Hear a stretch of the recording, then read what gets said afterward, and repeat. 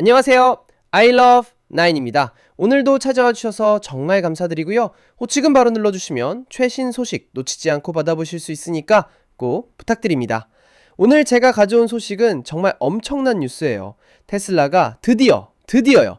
로보택시 프로그램을 위한 채용을 20번째 국가에서 시작했습니다. 이거 진짜 대단한 속도 아닌가요? 20번째 나라라니 정말 글로벌하게 확장하고 있는 거잖아요. 이번 주에 테슬라가 태국에서 2개의 새로운 일자리를 올렸어요. 방콕이랑 카오룽 이 두 지역에서 차량 운영자, 그러니까 Vehicle Operator 포지션을 뽑는다고 공고를 낸 거죠. 이 포지션이 뭐냐면요, 데이터 수집과 관련된 일을 하는 자리예요. 태국에서는 처음으로 이런 채용 공고가 올라온 건데 전체적으로 봤을 때는 20번째 국가에서 이런 움직임을 보이는 거라 정말 의미가 크다고 할 수 있습니다. 그럼 여기서 궁금하신 분들 계실 거예요. 도대체 어느 나라들에서 이미 이런 채용을 했던 걸까요? 자, 제가 하나하나 다 말씀드릴게요. 테슬라는 과거에 미국, 인도, 이스라엘, 대만, 독일, 체코, 헝가리, 영국, 핀란드, 스위스, 스웨덴, 네덜란드, 오스트리아, 스페인, 노르웨이, 이탈리아, 그리고 터키, 이렇게 엄청나게 많은 나라에서 이미 차량 운영자 포지션에 대한 채용 공고를 올렸었어요. 이 리스트만 봐도 정말 어마어마하죠. 유럽에서 아시아, 중동까지 정말 전 세계를 아우르고 있는 거예요. 근데 여기서 한 가지 재미있는 사실은요, 이 공고들이 지금 다 활성화되어 있는 건 아니에요. 왜냐하면 아마도 이미 그 포지션들이 다 채워졌을 가능성이 높거든요. 그만큼 테슬라가 빠르게 사람들을 뽑고 빠르게 프로그램을 진행하고 있다는 증거겠죠. 태국은 가장 최근에 추가된 나라고요. 이게 왜 중요하냐면 테슬라가 라이드 헤일링 프로그램, 그러니까 로보택시 사업을 확장할 수 있는 잠재적인 경로를 넓히고 있다는 신호거든요. 지금 현재 테슬라의 로보택시 프로그램은 미국에서만 운영되고 있어요. 어디냐고요? 텍사스주 오스틴이랑 캘리포니아 베이에리어 이 두 곳에서만 지금 활성화되어 있는 상태입니다. 그러니까 아직은 초기 단계라고 볼 수 있는 거죠. 그럼 이 차량 운영자들이 하는 일이 정확히 뭘까요? 여러분이 궁금해하실 것 같아서 설명드릴게요. 이 역할은 주로 데이터 수집과 관련되어 있어요. 테슬라의 오토파일럿이랑 풀 셀프 드라이빙, 그러니까 완전 자율주행 기능을 개선하는데 도움을 주는 일을 하는 거예요. 어떻게 도움을 주냐고요? 테슬라의 자율주행 프로그램은 실제 도로에서 수집된 실제 데이터를 활용해요. 차량의 행동, 교통 상황, 그리고 사람 운전자들이 보이는 경향성이나 습관 같은 것들을 관찰하고 데이터로 쌓는 거죠. 이렇게 모인 데이터가 안전성을 높이고 전체적인 성능을 향상시키는데 핵심적인 역할을 하는 겁니다. 여기서 잠깐 테슬라가 왜 이렇게 전 세계적으로 공격적으로 채용하고 있는지 생각해보면요, 이건 단순히 직원을 뽑는 것 이상의 의미를 갖고 있어요. 이게 바로 테슬라가 자율주행 모빌리티 분야에서 글로벌 지배력을 확보하려는 공격적인 타임라인을 가지고 있다는 신호거든요. 정말 빠른 속도로 움직이고 있는 거예요. 물론 테슬라한테도 경쟁자들이 있죠. 그것도 유명하고 강력한 경쟁자들이요. 그런데도 불구하고 테슬라는 자율주행 기술 개발에 있어서 주요 플레이어이자 리더로 자리매김했어요. 특히 미국에서는 말이죠.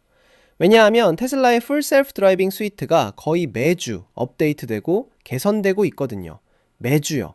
이게 얼마나 빠른 속도인지 아시겠죠? 그럼 지금 풀 셀프 드라이빙이 어느 나라에서 사용 가능한지도 궁금하실 거예요. 현재 미국, 캐나다, 중국, 멕시코, 푸에르토리코, 호주, 뉴질랜드 이렇게 7개 국가와 지역에서 사용할 수 있어요. 아직은 제한적이죠. 그래서 테슬라가 가장 크게 노리고 있는 시장이 어디냐면요, 바로 유럽 시장입니다. 유럽 시장 진출이 테슬라의 가장 큰 목표 중 하나인데요. 솔직히 말하면 여기가 가장 어려운 곳이기도 해요. 왜냐고요? 규제 장벽이 엄청나게 높거든요. 이게 유럽 시장 진출을 지연시키는 가장 큰 병목 현상이에요. 규제 문제 때문에 계속 발이 묶여있는 상황이죠. 근데 테슬라도 가만히 앉아서 기다리고만 있는 건 아니에요. 이미 몇 달 동안 여러 유럽 국가에서 테스트를 진행해 왔거든요. 프랑스에서도 테스트했고 스페인에서도 테스트했어요.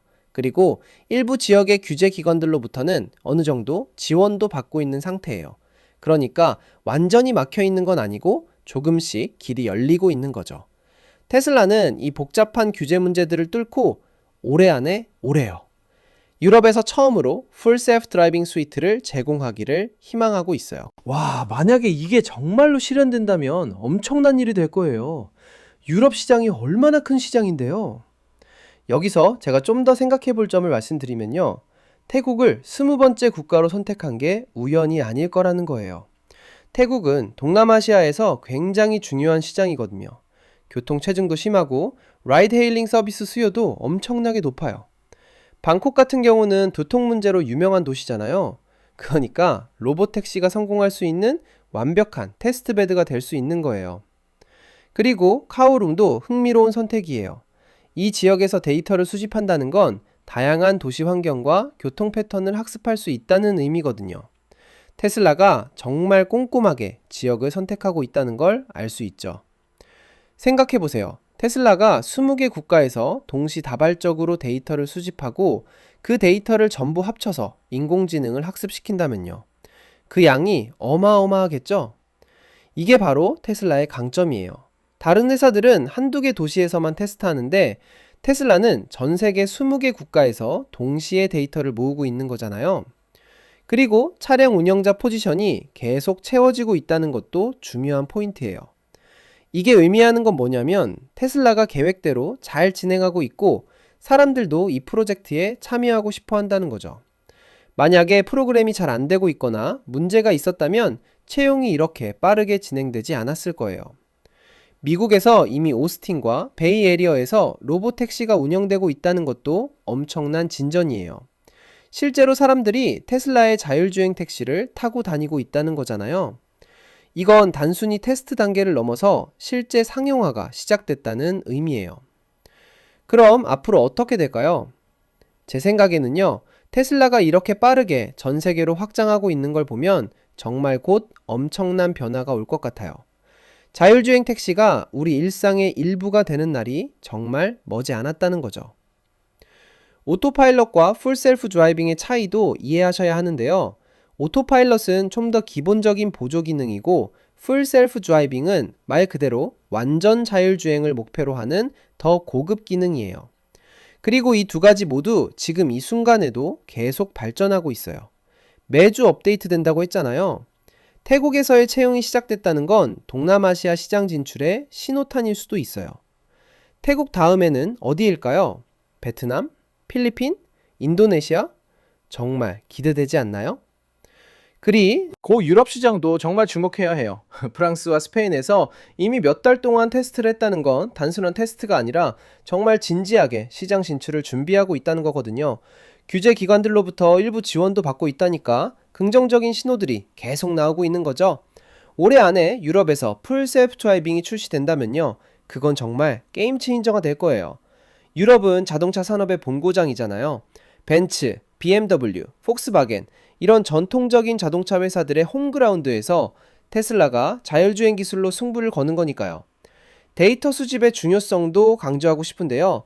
자율주행 기술에서 데이터는 정말 금이에요. 더 많은 데이터를 가진 회사가 더 좋은 자율주행 시스템을 만들 수 있거든요. 테슬라가 20개 국가에서 데이터를 수집한다는 건 그만큼 경쟁력이 높아진다는 의미예요. 방콕의 복잡한 교통 상황, 유럽 도시들의 좁은 골목길, 미국의 넓은 고속도로, 이 모든 다양한 환경에서 수집된 데이터가 합쳐지면 정말 강력한 인공지능이 만들어질 수밖에 없겠죠? 경쟁사들도 가만히 있지 않을 거예요. 구글의 웨이모 크루즈, 그 외에도 많은 회사들이 자율주행 택시 시장을 노리고 있거든요. 하지만 테슬라의 강점은 뭐냐면 이미 전 세계 수백만 대의 테슬라 차량이 돌아다니고 있고 그 차량들이 계속 데이터를 수집하고 있다는 거예요. 이런 네트워크 효과는 다른 회사들이 따라하기 어려운 부분이죠. 그리고 테슬라가 매주 소프트웨어를 업데이트한다는 것도 엄청난 장점이에요. 다른 자동차 회사들은 몇 년에 한 번씩 업데이트하는데 테슬라는 매주 개선하고 있잖아요. 이게 얼마나 빠른 발전 속도인지 상상이 되시나요? 자, 여러분, 오늘 소식 정말 흥미진진하지 않았나요? 테슬라가 20번째 국가인 태국에서 로보택시 프로그램 채용을 시작했고 이건 전 세계 자율주행 모빌리티 시장에서 지배력을 확보하려는 공격적인 전략의 일부라는 거. 방콕과 카오룽에서 차량 운영자를 뽑고 미국부터 유럽, 아시아까지 전 세계적으로 데이터를 수집하고 있으며 현재 7개 국가에서 풀 셀프 드라이빙이 가능하고 올해 안에 유럽 시장 진출을 목표로 하고 있다는 것까지 정말 테슬라의 미래가 기대되지 않나요?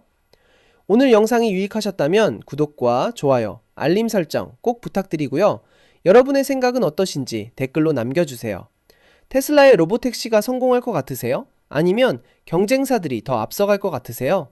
I love 9은 앞으로도 계속 이런 흥미로운 소식들 전해드릴게요. 그럼 다음 영상에서 만나요. 안녕!